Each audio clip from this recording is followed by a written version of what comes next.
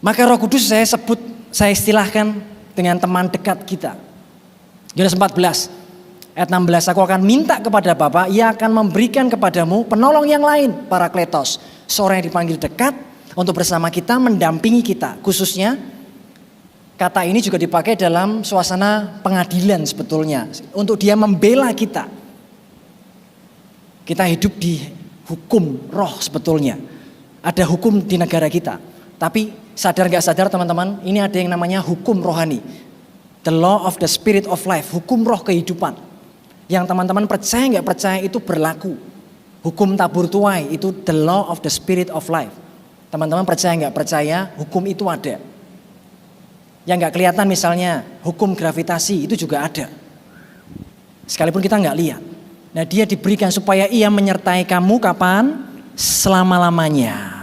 Jadi kalau dalam one day suatu hari kita merasa, kok Tuhan, aku merasa Tuhan gak menyertai aku ya, itu feeling. Kembali ke firman, dia menyertai kamu selama-lamanya. Even kamu lagi kerasa gak kerasa, Tuhan ada.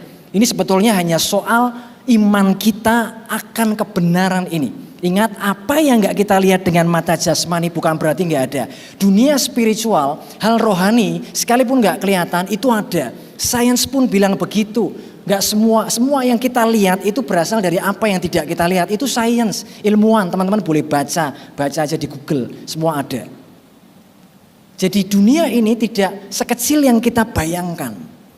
Sains saja membuktikan, apalagi kita bicara hal rohani, kita bicara Tuhan, dia ada dan dia menyertai kita, dia menolong kita untuk membela kita. Ada waktu di mana kita terintimidasi, iblis bisa mengintimidasi kita. Karena pekerjaannya adalah mendakwa kita, kamu salah, kamu salah, kamu salah. Tapi Roh Kudus hadir untuk mengingatkan kita akan firman-Nya. Kamu ditebus oleh darah Yesus. Kamu dibenarkan oleh penebusannya, bukan karena kebaikanmu. Kebenaran itu mematahkan setiap intimidasi itu. Di mana kita mau disalahkan, di mana kita mau menghukum diri kita sendiri. Roh Kudus akan mengingatkan kebenaran firman itu dalam hidup kita. 1 Yohanes 2. Anak-anakku, hal ini kutuliskan kepada kamu supaya kamu jangan berbuat dosa.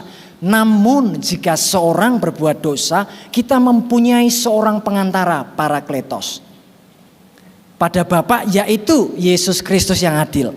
Jadi penolong yang pertama itu sebetulnya Yesus. Lalu dia berkata, aku akan berikan kepadamu penolong yang lain, yaitu Roh Kudus.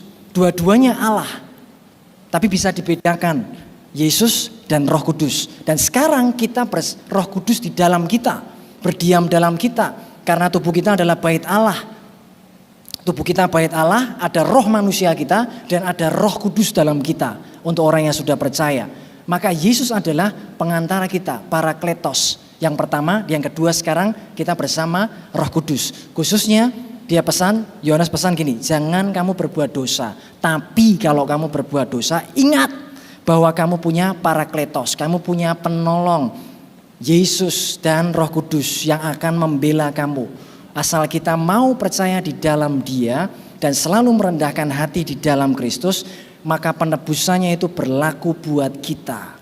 Kalau kita berbuat dosa, kita datang kepada Yesus, kita percaya bahwa kita diampuni, kita dibenarkan, kita dikuduskan. Gak ada lagi intimidasi.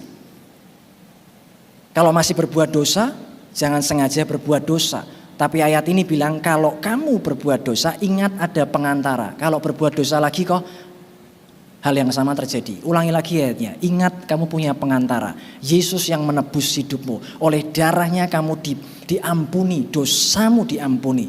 Dosamu dihapuskan. Dan kamu bersih, kamu kudus, totally free. Bukan karena kebaikanmu, bukan karena perbuatanmu, tapi karena imanmu dalam Kristus Yesus. Dan dia memandang kita as a righteous man. Seperti Yesus yang benar. Allah memandang kita benar di hadapannya. Karena kita di dalam Kristus. Inilah anugerah Allah. Meskipun kita masih punya experience manusia lama. Kadang kita masih bisa jatuh dalam dosa. Tapi itu tidak menggagalkan rencana Allah. Sepanjang kita terus kembali bersama Dia, mengingat akan ini, kembali kamu punya seorang pengantara, kamu punya penolong, kamu punya Parakletos, datang kepada Dia, Selalu seperti itu. Maka kita akan dibuat bertumbuh, bukan dengan consciousness akan dosa atau kesadaran akan dosa, tapi kesadaran akan adanya juru selamat kita. Melalui kehadiran Roh Kudus, dia akan selalu mengingatkan bahwa kamu punya juru selamat, kamu punya Yesus yang mengasihi kamu punya Tuhan yang mencintai kamu punya Tuhan yang mengasihi hidupmu, yang tidak pernah meninggalkan kamu. Sekalipun kamu masih kadang-kadang jatuh bangun dalam dosa, tapi Tuhan tetap menerima kamu sepanjang kita mau kembali dengan iman kita dan percaya kita bahwa kasih-Nya tetap ada, tangannya tetap terbuka. Kamu punya pengantara yang menolong kamu, entah secara hukum rohani maupun di dalam kehidupan kita secara jasmani. Yohanes 14 ayat 18, aku tidak akan meninggalkan kamu sebagai yatim piatu. Aku datang kembali kepadamu. Sampai nanti dia datang, dia gak ninggalin kita sendiri. Inilah cintanya Yesus buat kita. Lebih baik aku pergi secara fisik, tapi kamu akan justru selalu bersama-sama dengan aku. Immanuel, Tuhan beserta kita. Gak ada sedetik pun kita terpisah dari Kristus. Gak pernah. Itu hanya perasaan kita.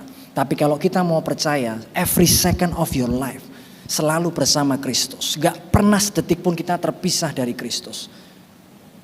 Selama kita terus ingatkan diri kita, siapa kamu dalam Yesus, siapa kita dalam Kristus. Dia tidak meninggalkan kita sebagai apa? Yatim piatu. Roh Kudus itu yang memberikan kita kesaksian dalam hati, yang membuat kita berani berkata, aku ini anak Allah. Surat Roma mengatakan begitu. Jadi sekalipun kita nggak diperhatikan mungkin ya, dengan orang-orang di sekeliling kita atau orang tua kita secara jasmani kurang memperhatikan kita, saya harap tidak. Tapi kalau itu terjadi, Roh Kudus di dalammu akan memberi kesaksian bahwa kamu gak sendiri. Daud berkata, orang tuaku meninggalkan aku, tapi Tuhan gak pernah meninggalkan aku. Teman-temanmu bisa meninggalkan kamu, tapi Tuhan gak pernah meninggalkan kamu. Kesaksian dalam batinmu akan mengatakan, Roh Kudus akan bersaksi, kamu adalah anak Allah. Kamu dikasihi dan dicintai. Kamu bukan anak yatim. Kamu anak Allah. Kamu punya papa, kamu punya rumah. Dan spirit ini sangat penting. Karena kalau tidak, spirit kita akan selalu mengembara, gak puas di sana, gak puas di sini, kecewa di sana, kecewa di situ, sakit hati di sana, sakit hati di sini. Itu karena di dalam hati kita punya roh yatim piatu. Caranya adalah kita harus kembali kepada Tuhan. Izinkan Roh Kudus itu berbicara dalam hidup kita, mengisi hidup kita. Dan kita percaya bahwa Dia tidak meninggalkan kita. Roh Kudus akan mendampingi kita sampai kapan? Sampai nanti Yesus datang kembali.